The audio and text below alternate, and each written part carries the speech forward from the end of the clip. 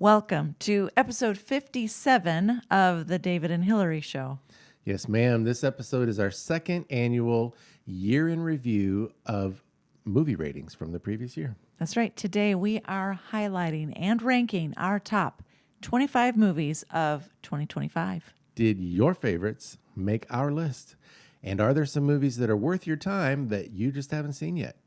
Check it out. Let's find out. Let's do this.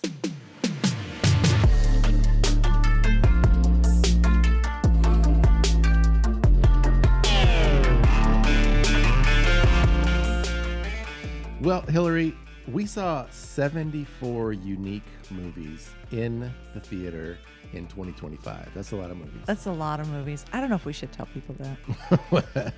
Well, should we tell them that we saw some of them more than once? No. So I'm pretty sure we went to the theater at least 80 times Yeah. in yeah. 12 months. Well, yeah. Yeah. And That's a lot. We saw a lot of movies, mostly new ones, but they're starting to show more classic movies at our theater. Yeah, I mean, I did think it was. They've always done that, but I feel like it's more now. It did seem like more, and more of them were included on our passes, I felt like, this year. Yeah. Did we mention we have a movie membership? We have movie passes, yes. Yeah. If you didn't know, if you haven't heard us explain that, we have a local AMC theater, and they have an AMC membership that's pretty cool. For a set price, you can see up to 4 movies a week, 16 movies a month. I mean, it's just a ridiculously good deal if you like to go to the movies. More than 80 a year. We Yeah. could have seen so many more Well, we could have, but for the same price. we do actually have a life outside of That's true. movies, and that was about true. all we could cram in. You get a discount on snacks and stuff. You should see if your local theater has something like that, even if they're not an AMC theater. But most movies are included. Some movies are not, and some a higher percentage of the classic movies are not. So you would still have to pay. Yep. But these are 7 classic movies that we saw together that we're not trying to rate those, and there were actually 8 because you saw one with our daughters. Yeah. So I went with some of the girls to Pride and Prejudice. It was the 20th anniversary, and I realized I had never seen this on the big screen. I own it. I've seen it several times. I've watched it several times with the girls, but I've never seen it on the big screen. Wow. Pretty cool. Gorgeous. Yeah, it was beautiful. Well, we also saw Star Wars Episode 3. That was the 20th anniversary of that one. That was fun. Yeah. Yeah. We saw One Flew Over the Cuckoo's Nest, the 50th anniversary. I'd never seen that before. Had you seen it? No, that was the first. Yeah. All-time classic movie that a lot of people have seen and know about, and we'd never seen it. So Yeah. it's kind of dark, a little crazy, but it was fun to see a classic. Yeah, really well done. Yep. The 50th anniversary of Jaws. Yeah. Yeah. So, and it was about 50 years since the first time you saw it. Yeah, that's true. It's not quite. Story from another time, the movie you shouldn't have seen 50 years ago. That's true. We also saw The Breakfast Club. That was the 40th anniversary of that one. I saw that one in college, but was that your first time? I don't think I ever saw the full movie. I think I'd Okay. seen clips and heard a lot about it. I don't think I'd ever seen the whole thing. Yeah, So that was fun. that's a classic about relationships and stereotypes and cliques and stuff Yes. in high school. Back to the Future, that was also a 40th anniversary. So Breakfast Club and Back to the Future came out the same year. Again, I don't think I'd ever seen Back to the Future on the big screen. Mm. It was incredible. I've seen that so many times. I think we might even own that one. It's been a minute since I've seen it at home, but wow, that was so fun to see that on Yeah. the big screen. We also saw, this was one you really wanted to go see, Rolling Stones at the Max. This was a 1991 film about their 1990 tour in Europe. So it was a 35-year anniversary. That was super interesting. Well, I'm not the biggest Rolling Stones fan, but I've just heard so many people through the years say that they were and that they're great in concert. And I thought, well, I'm probably never going to see them in concert. I don't even know Yeah. if they're still touring, but It was kind of fun to see. It was probably my least favorite of all the classics that we saw, just because there are only about 50 or 100 bands I like better than the Rolling Stones. Don't hate me. Everybody likes what they like. That's right. It was fun to do it though. All right. And then your favorite, No. Sense and Sensibility. It was good though. You know, I had seen it before because we own that one too. Yep. And I knew the story, I knew the movie. I hadn't seen it in a while. And I think when I saw it the first time, I kind of was like, just prepared to not like it because it's a Right. quote unquote chick flick. It's actually a pretty good movie. Again, And on the big screen, well, that helped. it was beautiful. Yeah. Cinematography, the music. It's just, it is amazing how much the big screen makes things come alive. Yeah. It's incredible. Alan Rickman, really good. Yeah. He's good in pretty much everything. He's passed away sadly, but Yeah. That was a really great role for him. yeah. Also, 30th anniversary for that movie. Yeah. So I thought it was fun that all these really weren't like anniversary movies that they brought back. Right. And also made me feel very old. I'm like, I remember all these. Yeah. Right. Well, some people are saying Hollywood doesn't make movies that people want to see anymore. And we don't think that's true, but I kind of get it because there are a lot more movies every year coming out that we don't want to see. Yeah, Like that's true. The percentage is going up. There yeah. are a lot more horror movies. There are a lot more movies that seem to have a lot of sex and nudity in them, which we're not into. And so it's kind of disappointing, but we did find several movies that we liked. And Yes. we're about to count those down here in just a couple more minutes. But I think that might be why they're showing more classics too, because they got to do something to get people in theaters. And with the membership, it is fun to just think, well, it doesn't cost any extra. We can just finish dinner, run across town. We live pretty close. Yeah. And instead of watching a show here at the house, we just go watch a movie. So it's fun. We live in a place where things tend to be a little more expensive, which isn't our favorite thing about living here. But movie tickets where we are usually between $18 and $22 a piece per movie. Mm-hmm.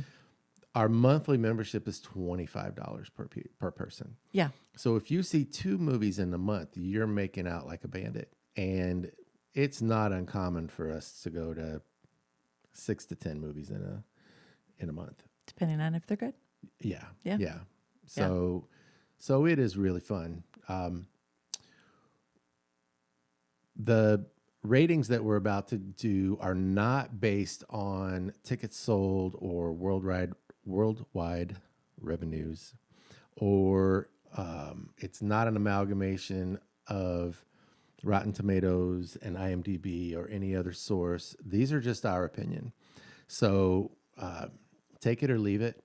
Different people like different things. As we mentioned, we try to stay away from horror, gore, anything with a lot of sex and nudity, and we're looking for good stories. But we've got a lot of variety on this list. We did see a lot of different types of movies. Well, and I was just thinking they're going to range from family friendly to what we would call, quote, grown up movies. So we'll give you the rating, the content warnings, and our quick takeaways. And we've got a lot to cover in our allotted time today. So let's get to it. Yeah, and I'm sure you already figured this out because this is what everybody's doing nowadays. But why are we rating the top 25 movies of 2025? Well, because you can stream them all. Yes. So if we mention something that you haven't seen and we liked it, then maybe you want to check it out too. And we'd love to hear your comments in the comment section of this YouTube video, or you can email us at davidandhillaryshow@gmail.com. davidandhillaryshow@gmail.com. Hillary has 2 L's. And in 30 years, they can just watch the anniversary version in the theater again. So, hold on. As fast as time is moving, blink of an eye. And That's then, right. yeah, they'll be back. Well, we're going to start with 2 honorable mentions. So we're actually talking about 27 movies. And you may be a little surprised that these are on our honorable mention list because these are 2 movies that did pretty well in the box office. as far as the tickets sold and the money that they made, they did pretty good. But they're in the honorable mention for the same reason. These are two movies that you could probably say they're franchise movies, and you could probably say if you've seen one, you've seen them all. the That's true. script is slightly different. Yeah, there are differences. I'll explain that. Let me just tell you what they are. The two movies that made our honorable mention list were Jurassic World Rebirth and Avatar Fire and Ash. Now, we both Yeah. like the Jurassic Park / World movies and the Avatar movies. Yep. They're both They're both fun. fantasy / monster. Jurassic Action, Jurassic sci-fi. is a monster movie franchise. Yeah. Avatar is fantasy sci-fi, but the plots of each. Here's what I always say about a Jurassic Park, Jurassic World movie. If you've seen one, you've seen them all. But if you're telling me there's a new one, I'm here for it Oh yeah, we're definitely going. because it's fun. We're going. Yeah. It's fun. They've kind of run out of ideas, but it's still fun.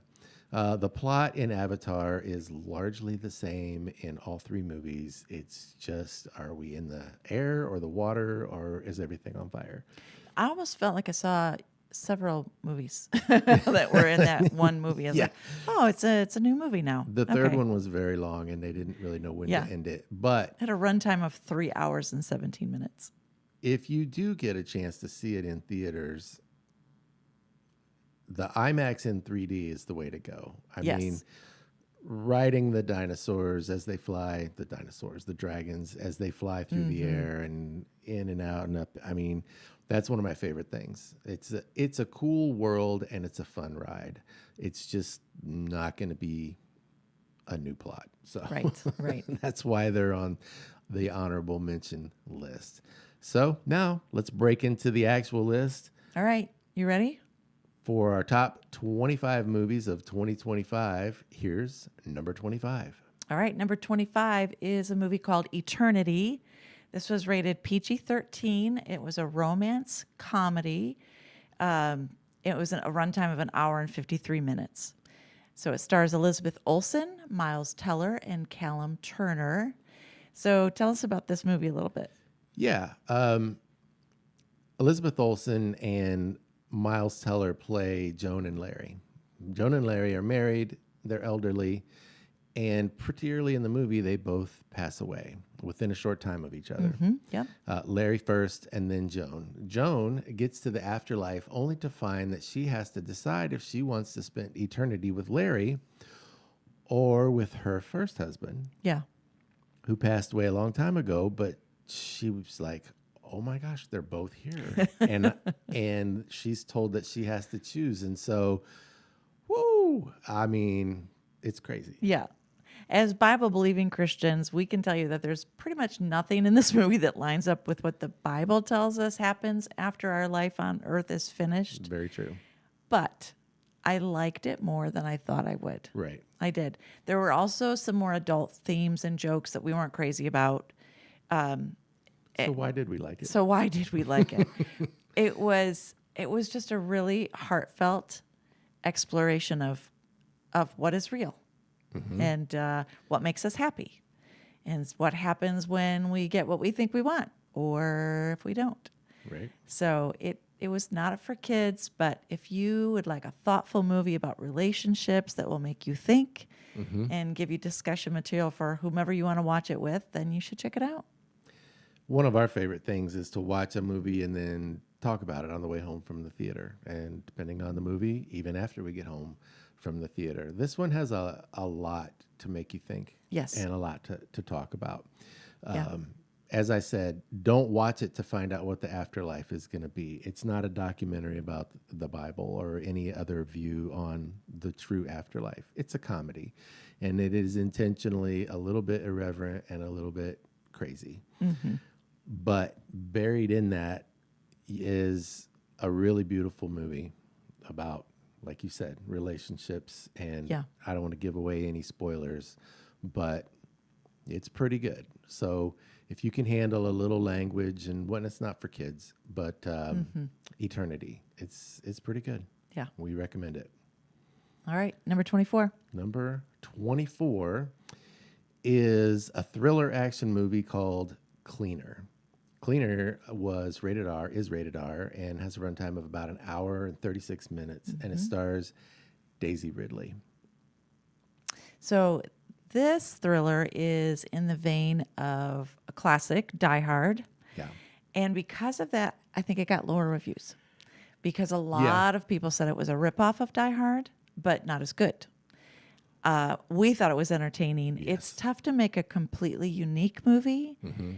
It is rated R for language and violence. You have to know what you're getting into. It's not for children. Is it as good as Die Hard? No. But if you like that kind of movie, you should give it a try and just let it be its own movie. Yeah. Yeah, definitely, because it's not a complete ripoff of Die Hard. It's just close enough that people compare it. Right. And then for Right. some reason, I see this an awful lot on IMDb reviews. People just want to say, well, it's like this, but not as good. It's like this, but not as good. It's like, and there are some people who review movies who I think everything has to be as good or better than the classics, like the very best, whatever you think that is, Casablanca or whatever. Like, well, it wasn't Casablanca. Oh, no kidding. So I get a little tired of that. Yeah. But yeah, We typically go into a movie wanting to like it. So if you have a low tolerance for language and violence in a rated R category, then this might not be for you. But if you like Die Hard, you should probably give it a try. It's not the same exact thing, but it's fun. 23, Hillary, is Tron Ares. Tell us about that. all right. Tron Ares was rated PG-13. It's a sci-fi action movie with a runtime of about an hour and 59 minutes. It was starring Jared Leto, Greta Kim, and Jeff Bridges. And so most people thought that this movie, and I did, visually stunning. Yeah. The plot, the characters, they could have been a little more developed. We agree with that. But as far as the movie, it was really a fun fantasy movie. Yeah. It deals with AI, which we've been talking about a lot lately, which is so timely and interesting. It's less serious, but it's a lot of fun. As far as the content warnings, it's a pretty standard PG-13 action fantasy movie. But again, if you could see it in the theater, it was really well done. Yeah. As far as the visuals, I thought they were great. Yeah, I almost followed it easier than the first one. And maybe that was because when that came out all those years ago, it was such a crazy concept. I just had a hard time following it. Or maybe that was a me problem. I don't know. But I liked this one quite a bit. It was good. Yeah. Yep. All right. Tell us about the next one. Well, for Your favorite. my favorite is number 1. I know. We're going to get there, but not yet. Number 22 was a really good family-friendly movie. It was. That was probably not made for my age group, but I enjoyed it. It was The Bad Guys 2. Yep. Rated PG, family comedy movie, an hour and 44 minutes. And the 5 main characters were, it's animated, of course, voiced by Sam Rockwell, Mark Maron, Awkwafina, Craig Robinson, and Anthony Ramos. And so this is an animated sequel to the first movie, The Bad Guys. Yep. And it was based on the graphic novels by Aaron, I don't know how to say that, Blabey? Blabey. I think. The bad guys have gone good. Or have they? Or have they? Because in the first movie they did. The bad guys went good. Yep. So in this movie, we're not sure. Maybe they've gone back to being bad. This family-friendly movie is fun and entertaining and gives families some good discussion material for after the show. Yep. And I really liked it. I forget sometimes how much I like these animated movies until we go and you get the movie rolling. So. Well, considering I get senior movie rates and we had no kids with us, I was surprised how much I enjoyed it. But the first one and the second one I thought were quite good. Yep. It was a fun time. I really liked them. All right. Number 21. This was a drama, The Last Rodeo. It's rated PG, has a runtime of 1 hour and 58 minutes. and it was starring Neil McDonough and McKelty Williamson. How did I do with Nice. that? I mean, I think good. I hope I so. don't know McKelty. I hope that's how you say it, but he was good in the movie. Yeah. Main character Wainwright was played by Neil McDonough and is a retired rodeo star who gets back in the ring to try and win money in order to help his sick grandson. So you could call this a B movie. I think it is a B movie, but it would be good to point out that it's done by Angel Studios, who's really working hard to produce really good family friendly content and to do so better and better and better in terms of quality and in Yeah. terms of acting and screenwriting and direction and all of it. And I believe this movie was a pretty good. They put out a lot of movies in 2025, but when I saw this, I said, okay, well, it's not an A movie yet, but they're going in the right direction, and Yeah. I just feel like that's worth making the point that Angel Studios is doing a pretty good job. We like a lot of their stuff, and this was a good one. In this movie, we found out that they use several actual bull riders in the Oh, yeah. movie, which was great. It totally added to the authenticity in the action scenes, even if maybe their acting wasn't like top notch. That made me think like these are actually bull riders. I Like mean, that's real footage. Yeah, So we had It to was look it good. up after to make Yeah. sure, but it was. It was and good. It was fun. So this is a really good family friendly movie. Some of the scenes might be a little intense for really young children. So again, just use your best wisdom on that, but rated PG. Yeah. Well, our next one was actually a documentary, and that's not typically my favorite genre of movies, but Becoming Led Zeppelin was really good. Yeah. At number 20, PG 13. It's starred the band. If you don't know, that's Jimmy Page, Robert Plant, John Paul Jones, and John Bonham. Excuse me. It's a really good documentary. Great interviews, including one with drummer John Bonham, who sadly passed away in 1980. This interview had not been publicly heard until now. It had been recently discovered, I guess. And so it was interesting to hear a mix of recent interviews from the three living members and then mixed in with stuff from the drummer John Bonham.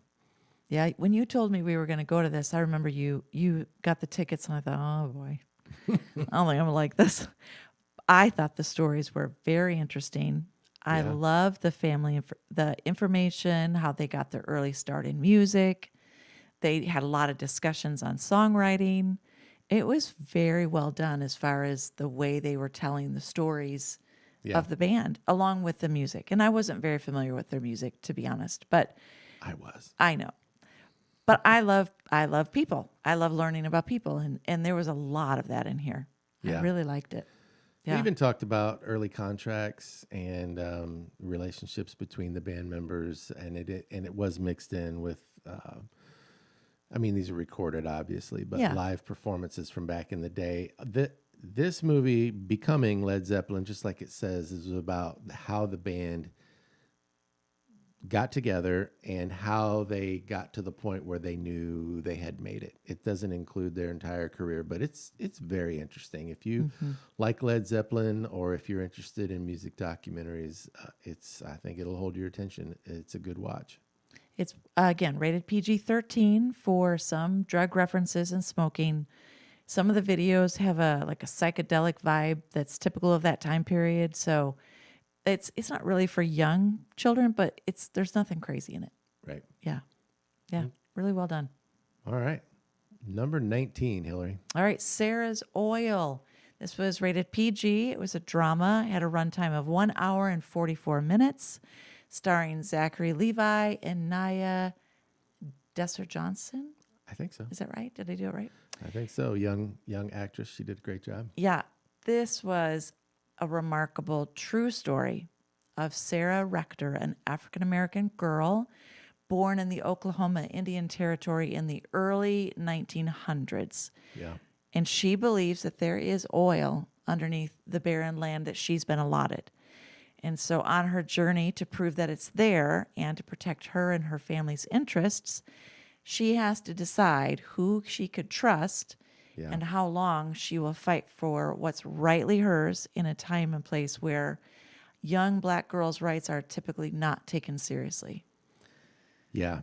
It was so well done. I didn't get the full story on why people were given, who was given land and who wasn't and whatnot. But this young girl was given land, and she said, "There's oil under here. I know it. I know it." And most people didn't give her the time of day. And then, of course, you have people who are like, "Well, maybe there is oil here, and if there is, how can I get it away from her?" Yeah. So, unfortunately, that's the way the world works. Sometimes it never should, but sometimes does. And are the people that she has decided to trust going to do what's best for her or best for them? Yeah. So again, no spoilers. It's a good movie. Well, and you made the point that there's several points for discussion afterwards. If you watch this as a family, Yeah. you could have discussions on racism, ageism, fairness. Yep. What do you do when people break the law and get away with it? Yeah. So there is just so much about this that I really, really liked. It was good. Yeah. That's why it's on the list. And so is number 18, The Amateur.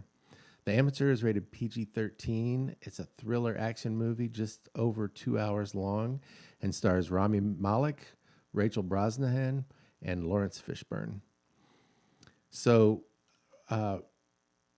Rami Malek plays the protagonist, and after his wife is killed in a terrorist attack, he's a brilliant but introverted CIA cryptographer, and he decides to take matters into his own hands because they tell you in the trailer nobody's going to do anything about this. There's too many politics and things involved, and they're like, yeah, we Right. can't really. Your wife got killed, and it's too bad, but we can't do anything about it. So he uses his intelligence skills rather than brute force and tracks down those responsible. This is a tense espionage thriller, and it covers things like grief, revenge, and moral limits. It's a really good thriller. We liked it a lot. Yeah, I remember just waiting for this to come out. I wasn't sure. I don't always love the revenge movies, Yeah, I know. but That's kind of a guy thing, I think. yeah, probably. But Kind of what do they call that? Guilty pleasure or something. but really well done.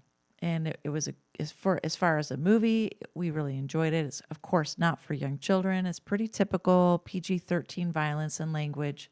Yep. But again, good discussion points for conversations about revenge and violence on those who are not otherwise held accountable.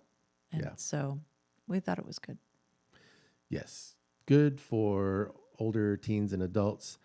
And now another family-friendly movie, How to Train Your Dragon, the live action. Yeah, this was number Version. 17. Number 17. Rated PG, of course. You're probably familiar with it, whether you saw it or not. It's a live action remake of the animated movie of the same name from a few years ago. This one, again, just over 2 hours, and it stars Mason Thames, Nico Parker, and Gerard Butler. In this live action reimagining of the beloved story, a young Viking named Hiccup befriends a feared dragon instead of fighting it. And their bond challenges generations of tradition and transforms the relationship between humans and dragons in a sweeping adventure about courage and compassion. We liked the original and we liked the live action.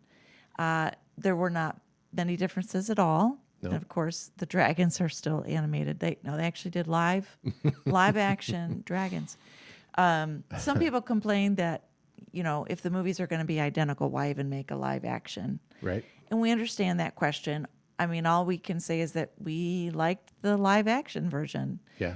So we thought the acting was good. It was entertaining. It was family friendly. There was nothing crazy going on.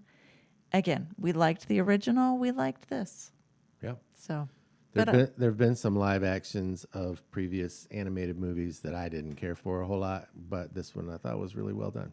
It was a good time. And then in number 16, we're going to keep it in the family friendly. family friendly. And this was the animated movie David. Yes. Rated PG at an hour and 49 minutes, starring the voices of Phil Wickham and Lauren Daigle.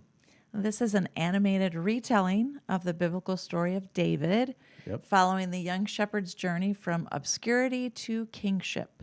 The film highlights courage, faith, and leadership as David faces Goliath and navigates his complicated relationship with King Saul. Yeah, for sure. And this movie really is made for children. Yep. I thoroughly enjoyed it. I thought the music was amazing, and I love the Bible, so I love the Bible stories, and I love kids stories. So the stories have been simplified, and the violence is mild compared to the realities of David's life as told in Yeah. the Bible. This is fine for kids, and even for introducing King David to people who don't know much about him. Yeah. So, but Yeah, check it out and then read it in the Bible for yourself. But it's a good family-friendly movie. yeah, All right. really good music. So number 15, you would think I would say another family-friendly movie, but I'm going to explain why this one's slightly different. Coming in at 15 is Sketch.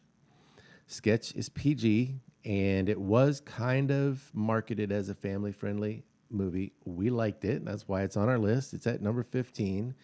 They're calling it a fantasy comedy. Runtime is about an hour and a half. So Tony Hale, Hugh Lawrence, and Bianca Bell are in this movie.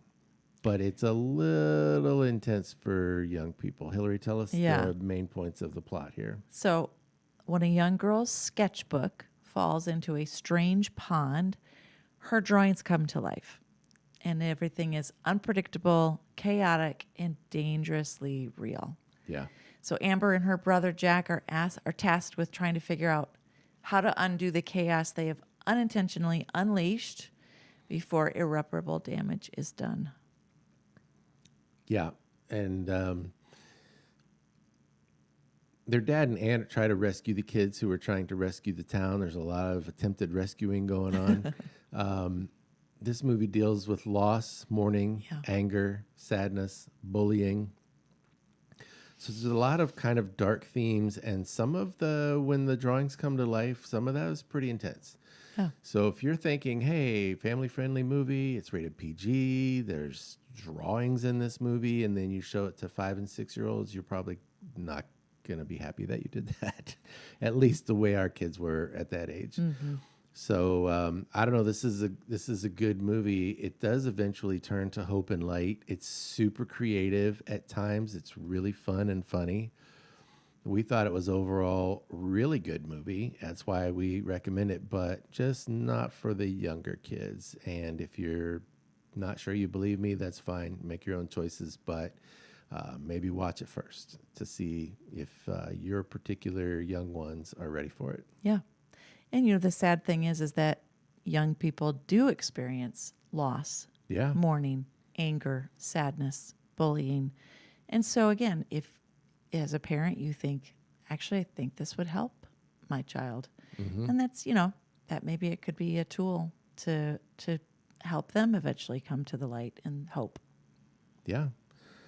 A lot of good discussion topics, as we mentioned. And I think probably from 13 on up is kind of a no-brainer. Yeah. it Yeah. Could Great. Yeah. Could have easily been rated PG-13. All right. Number 14, Number 14. Brave the Dark. Yes. This we did a review on this one, I think. We did. Early. We also have some movie reviews on our channel. We've gotten so busy lately. We've kept up the weekly podcast, and we would like to do more reviews. We obviously see a lot of movies, but that one, there is a more full review if you'd like to check it out. But it's PG-13, a little over 2 hours long. Stars Jared Harris and Nicholas Hamilton.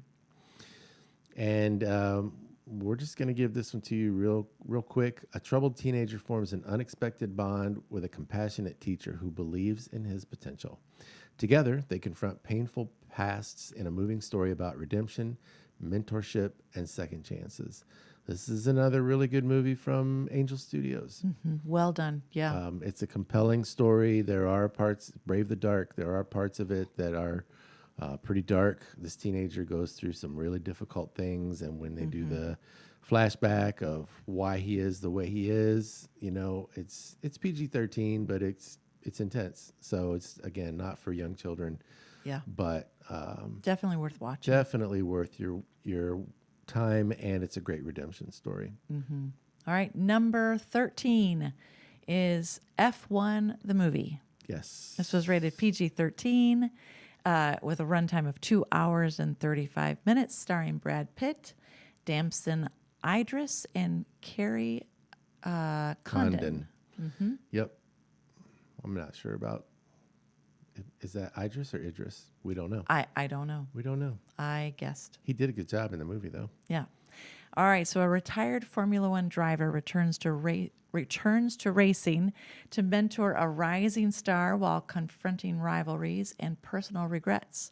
This was shot alongside real Grand Prix events, and the film delivers high-speed action and emotional stakes. Yeah. The racing sequences, cinematography, special effects are really entertaining in this movie. If you saw a few movies in 2025, there's a good chance you saw it because Brad Pitt and racing, and I think it did pretty well. But just if you haven't seen it, excuse me, we recommend it. It was entertaining. Typical PG-13 movie. There's PG-13 stuff in there, but again, nothing too crazy. Yep. All right. Number 12. Number 12 is another one that's a little bit, under the Radar. Under the radar. Thank you. Yep.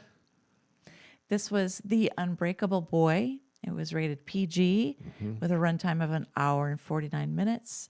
This was a drama starring Zachary Levi, Megan Fahey, and Jacob Laval.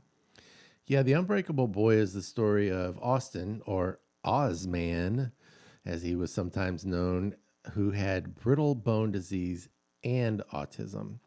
So Austin has the deck stacked against him with his health issues, but his parents are going through some stuff as well. And, sometimes life is just hard. Austin mostly has a good attitude, but sometimes his personality is a lot for the people around him. He gets misunderstood and things get a little crazy sometimes. So this movie is about the normal life struggles of parenthood, family, being a kid, and it's also about the extra struggles of dealing with extra hard things. Yeah. Yeah, this story has its ups and downs, happy scenes, sad scenes, challenging and angry scenes. Yep. It's rated PG, but it does deal with some hard things. Yeah. So none of the content warnings you would expect from a PG-13 or an R movie, but I would watch it first before showing it to younger children. Some of the things you would probably have to explain to them. Yeah. And you might not want to. So again, just watch it first, but very, very good movie. Yeah. Yeah. All right. Number 11. This was one of your favorites. This is one of my favorites. I really fought for this one. This is The Ballad of Wallace Island. If you know me, I've probably asked you to watch this.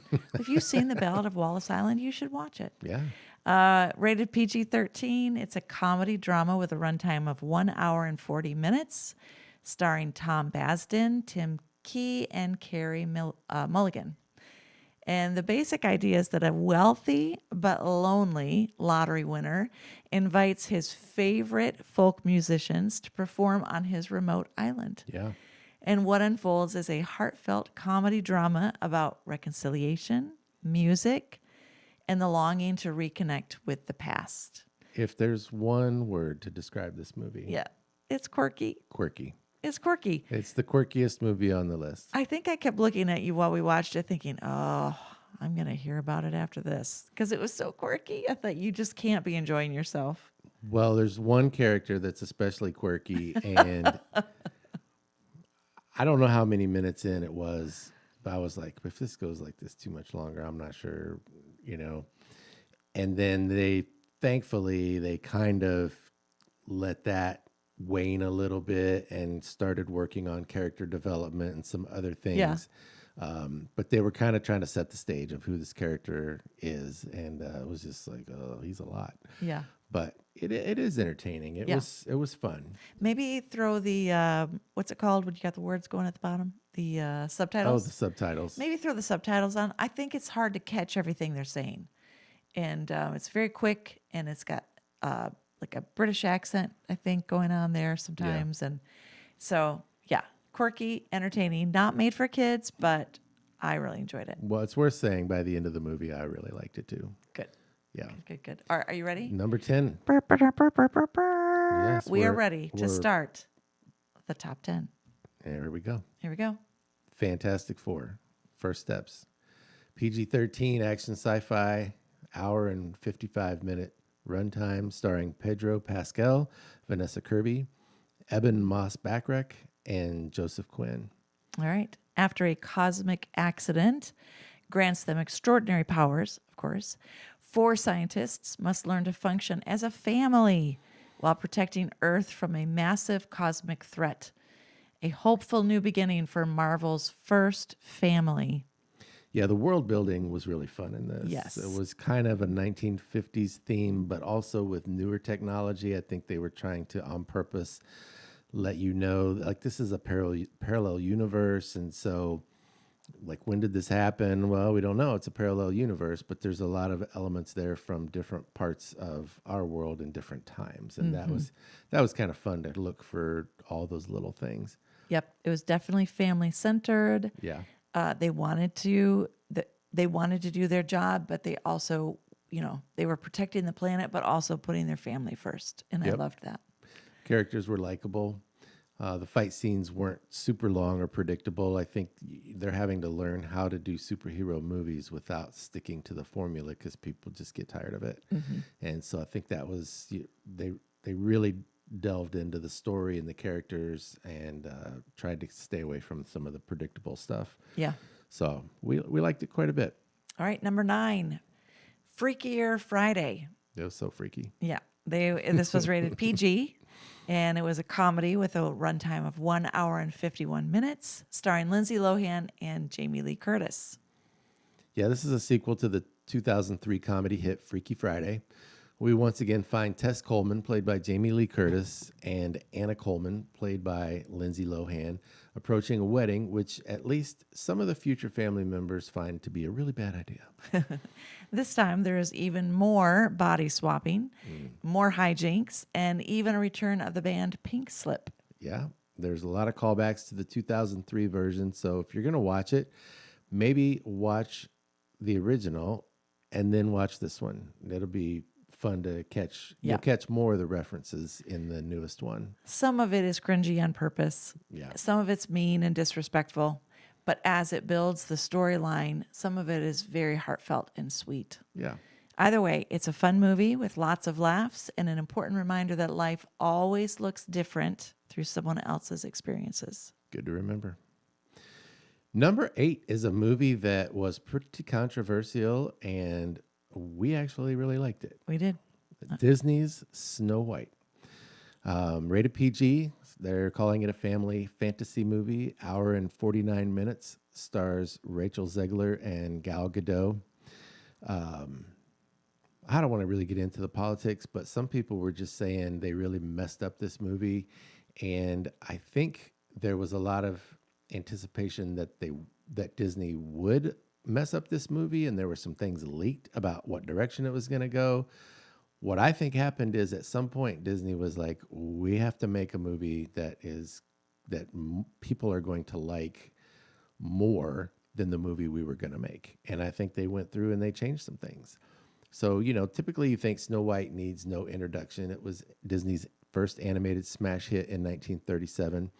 This is a live action remake, but it's not a carbon copy. There are some things that are changed, and we just give it a chance. Watch it with an open mind and see what you think. We really liked it. We did.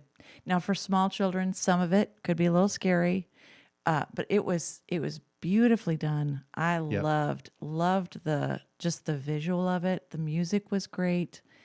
If you didn't go see it, give it a chance and go see it. Yeah, see it and let us know what you think. Yeah. See if you see what we see. All right, number 7. This was a big, bold, beautiful journey, rated R. It was a drama that had a runtime of 1 hour and 49 minutes. As soon as I said the title, I just had 3 things that I just wanted to say all of a sudden. Starring Margot Robbie and Colin Farrell. What 3 things did you want to say? Well, we wished it wasn't rated R. That this was a really great movie, but in places there was so much language that wasn't necessary. At all. Could have been a PG-13 movie and been incredible. So, Yeah, this is another movie that I think was very misunderstood. People thought it was a rom-com, and some of the people that wrote reviews online said that it was not a very good rom-com. Well, it was not a rom-com, okay? It was an art movie, and it was an art movie. I just completely lost my train of thought because I'm going completely off notes. well, I was going to say the main idea is that 2 strangers unexpectedly connect and embark on a road trip, and it forces them to confront regrets, relationships, and long buried dreams. It's a character driven story about risk, vulnerability, and second chances. Thank you. That was a great summary. Thank you. So the movie makers used kind of abstract, artistic, fantastical concepts as a format to tell a story about how to deal with your past and not let it destroy your future. If you can handle the language, this really is a beautiful movie and gives you a lot to talk about afterwards. Yeah. But just know there's like a batch of F words that are used for comedy, and then there aren't any, and then there's another batch later, and it's kind of annoying. But if you can put up with that and you would like to see a really well done art movie that has some really great points to make, I recommend it. We recommend it. And it like Hillary said, it'll give you a lot to talk about when you're done. Yep. Number 6. This was the movie Drop. It was Yes. PG-13, a thriller with a runtime of 1 hour and 35 minutes, starring Megan Fahey and Brandon Sklenar. We almost didn't watch this because we thought it was a horror movie. Right. We don't do horror. And then I think we looked it up. We looked it up and we said, oh, I think we can do this. What it really is a drama mystery thriller set primarily in a high-end restaurant with a view. We watch as Violet, played by Megan Fahey, re-enters the dating scene for the first time in several years, and Violet's sister, Jen, is back at Violet's house babysitting her son.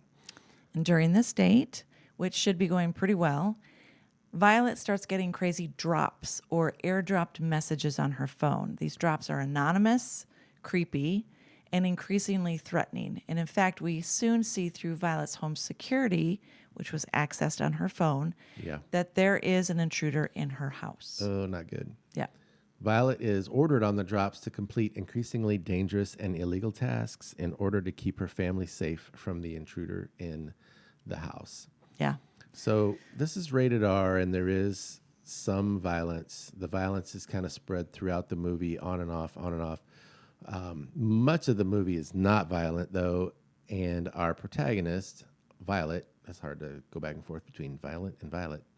Violet's a former victim of violent abuse, and this is portrayed in a way that's emotionally intense and could be difficult for anyone who's a victim of abuse. So keep that in mind. These scenes are not really gory or portrayed in a way that you would expect in a horror film, which again, this is really not a horror film, but the violence is intense in its theme and emotion. The worst parts are more suggested than shown. We just wanted to kind of give you a realistic idea of all of that. It's almost a PG-13 movie, but it does classify as rated R.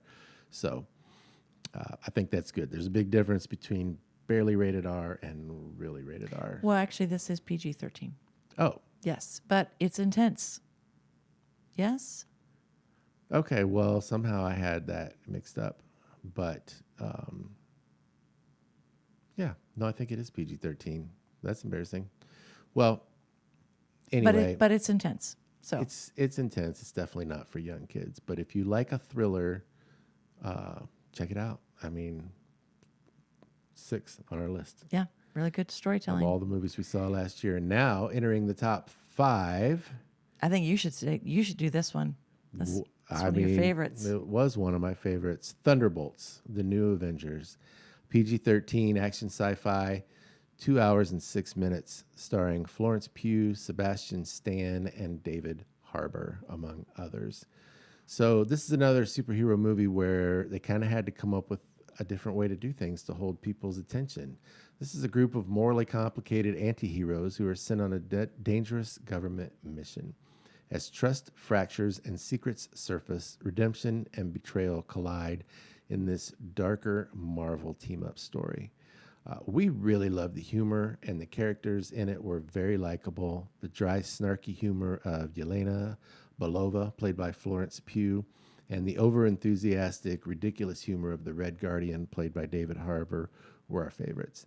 Even the salty characters were really likable in their saltiness. I will say my least favorite part was the fact that they used God's name as a swear word multiple times, and I did not enjoy that. But the movie overall was really, really good. And again, Florence Pugh was amazing in this, by the way. We've come to wonder, as I mentioned before with Fantastic Four, what can a superhero movie done that it already hasn't done? This movie was interesting, and it kept us guessing. Yeah. Well, yes. And we said no spoilers, but Yep. something to think about when you go to this movie was a quote by Dr. Martin Luther King Jr. He once said, "Darkness cannot drive out darkness. Only light can do that. Hate cannot drive out hate. Only love can do that." Yeah. And this movie covers that topic. And I think that's one of the reasons we really liked it. And it had to do with darkness and light, and that those are real concepts. Yeah. And I liked the way they handled it. So, Really good. yeah. Really good. All right, number 4. This was Nuremberg. PG-13. It was a drama with a runtime of 2 hours and 28 minutes, starring Rami Malek and Russell Crowe. All right. Again, this also was one of your favorites. I'll just give a little picture of this. Okay. So Hitler had reportedly committed suicide or was murdered, but nonetheless unavailable after World War II. That's right. His second in command, Hermann Goring, was played by Russell Crowe, was captured by the Allies. And Douglas Kelly, played by Rami Malek, was the psychiatrist who was hired to get inside the mind of Goring and other Nazi officers who were captured. That's right. He was trying to find out what could make humans become such monsters. What makes such men tick? So while the politicians worked to see if it's possible to try these men for war crimes in an international court, which at this point had never been done before, we see Dr. Kelly and Reich Marshal Goring go through the paces of a cat and mouse game disguised as doctor-patient sessions. Eventually, we see the mind games continue as the trial does indeed happen. This is a slow burn drama where Crowe and Malik are masterful. If you like World War II history, if you like great acting, if you like movies with a fantastic script, then Nuremberg is a must-see. It is really, really good. It is PG-13, and it does include some disturbing images from World War II. Yeah.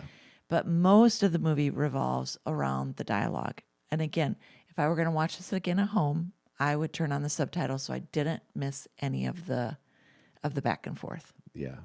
So good. All right. Number 3. I can't believe we're almost over. We're going kind of long, but hey, it's worth it. These movies are amazing. They're getting better and better. September 5. September 5 is rated R. It's a thriller, and it's an hour and a half long-ish. Stars Peter Sarsgaard and John Magaro.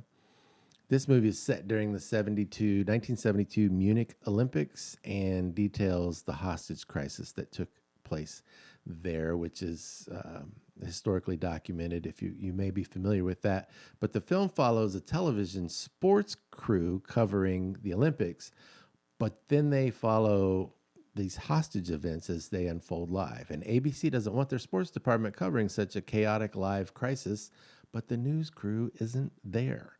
So the sports crew covers it, making real time decisions about what to say, what to show while covering an event that has never been covered live before. This movie is extremely well made, Yeah. and it covers a sensitive topic with respect. It was just so interesting to watch. And one of the most interesting parts to me was kind of the behind. You see a lot of behind the scenes, like how they're making decisions about go to this camera, go to this camera, and hey, why is our guy not over here yet? Why can't he get almost security's not let? I mean, it's so well made. We should watch that again. We should. It is rated R for language, and it is too intense for small children, but we really enjoyed it. We recommend it. That is September 5. Super good. All right, moving on to number 2. Number 2. My favorite movies were number 1 and number 2, and they're almost 1A and 1B. Yeah. I liked them both so much. Tell everybody what our second favorite movie of All right. 2025 was. Our the number 2 movie is My Dead Friend Zoe. And this, when they describe it, they call it war/comedy, which I thought, oh, Okay. that is strange and yet accurate. It's like MASH, but not really. Yeah. It's rated R with a runtime of 1 hour and 41 minutes, starring Sonequa Martin Green, Natalie Morales, Ed Harris, and Morgan Freeman. And My Dead Friend Zoe is about an Army veteran named Merritt, played by Sonequa Martin Green, who has PTSD and is trying to figure out how to re-enter society in a productive way.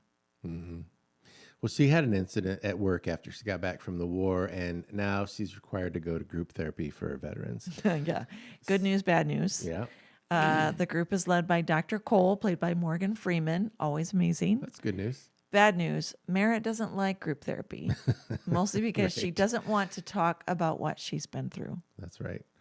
Part of Merritt's coping mechanism is that her friend Zoe, played by Natalie Morales, who served with her in Afghanistan, goes with her pretty much everywhere, all the time.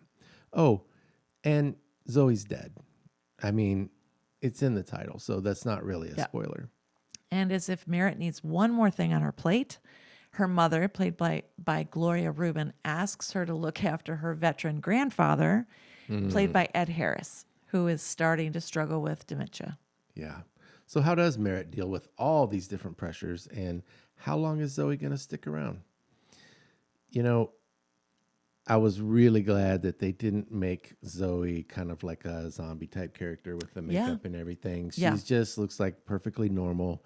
And she's witty and funny, and it at times is like a comedy, but man, it's just really, really good how it deals with some of the weightier issues of having been to war and now having Yes. PTSD, and just a really poignant ending. Very, very good movie. Yeah, rated R for language, but not excessive. There's what did you how did you want to There's describe some that? crass words, some crass phrases, some inappropriate flirting. Yeah. It's mostly the language that got it the rating, and it's more early in the movie than late. And Yeah. so, of course, we don't agree with necessarily everything that's in there, but you get a flavor for what it's like to be in a war type setting. And again, it's such a good movie. Put it on your list. See it if you're watching this and you're 5 years old. Don't see it. Yeah. But yeah, great movie. All right, number 1. All right, What's the one movie number one. that was a blockbuster, but we haven't mentioned it yet? It is Mission Impossible: The Final Reckoning. Yes, my Rated- favorite movie, my favorite genre. We waited a long time to see this come out. Yeah, we did. Saw trailers for a year and a half. Well, it's PG-13, as you probably already know. Action thriller, one of the most popular movie franchises in history. And so you've probably seen at least one Mission Impossible movie at some point along the way. This one is almost 3 hours long. This podcast is almost 3 hours long. Well, they wanted to get everything in since it was the last one. And as you probably already know, it stars Tom Cruise, also Haley Atwell and Ving Rhames, I think is how you say that. Everybody knows Mission Impossible. These movies are known for their compelling spy action with plenty of plot twists and a lot of, action. And running. Yeah, and running. And running. Tom Cruise has to run in all the movies. So some of it's pretty unbelievable, but it's in the best and most entertaining way possible that it's unbelievable, because that's why you watch it. Great spy games, lots of plot twists, plenty of action, really great stunts. The underwater submarine segment alone is worth the price of admission, even more so if you're streaming it. But most movies like this have one really great scene. This one has two. I mean, again, the submarine scene. Oh my gosh. Yes. The airplane scene also completely over the top Yes. in the best possible way. Yes. It's like they did one movie, had an incredible scene, and then started another movie with another incredible. Like most movies just have one of those. This one was so incredible. I mean, it really was. It was a pretty intense for young children, but there's no sex or nudity. The violence and language are well within the PG-13 range if you're concerned about the content warnings. But yeah, we waited a long time to see that, and it did not disappoint. So Mission Impossible, The Final Reckoning. The other thing, it also brought in the overall concept of the IMF, and all of Ethan Hunt's work throughout the years was brought into question. Had he really done more good than bad, or was he just a pawn who, in spite of his intentions, actually made the world a worse place? And so, if you haven't seen it, you need to check it out, decide for yourself. But I liked that part too. Well, it was interesting. They were kind of really trying hard to wrap up the entire franchise. Yeah. And even though it was long, like this podcast, Yes. I thought it was really well done. All right. Well, that's our list. Lots of genres and everything from family friendly to grown-ups only. Thank you for sticking with us on this longer than average podcast, but hopefully you feel like it's worth it to find out about some movies that you haven't seen. Yes, we hope you enjoyed hearing about our top movies from 2025. Hopefully you've made notes on the ones you want to see next. I'm sure they can all be streamed at this point. Yes, and thank you for joining us. Like, subscribe, and share the podcast with a friend. We'll look forward to seeing you next time on the David and Hillary Show. All right, see ya.